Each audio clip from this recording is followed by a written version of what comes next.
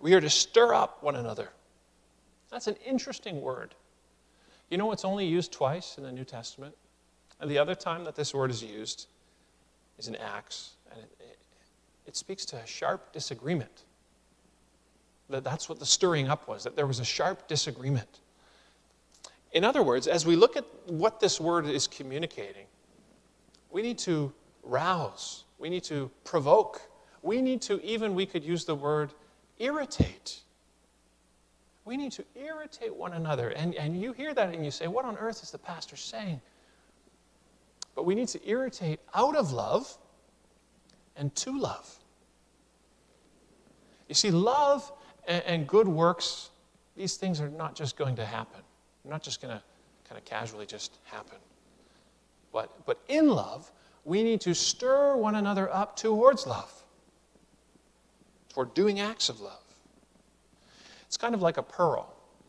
I'm not an expert on pearls. I don't want to pretend to be, but I looked into this week. Do you know how a pearl is formed? How a pearl comes into being? There's a parasite often, or a grain of sand, and it finds its way into the clam. It's an irritant. That's what you call it. And because it's doing that, because it's irritating, the clam secretes a substance that acts as a defense mechanism.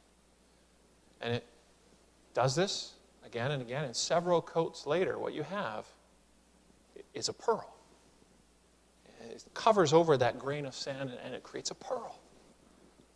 So brothers and sisters, let's make some pearls. And that's not going to happen if we don't know each other well. And we won't know each other well if we don't live in fellowship with one another.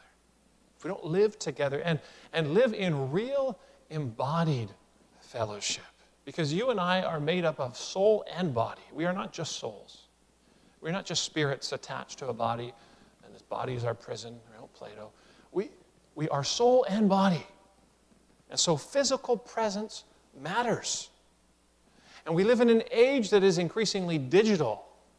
It is increasingly not about the physical. And we need to hold on to this. We're talking about real embodied fellowship. You and I need to meet together as community, whether to worship God or to fellowship with one another.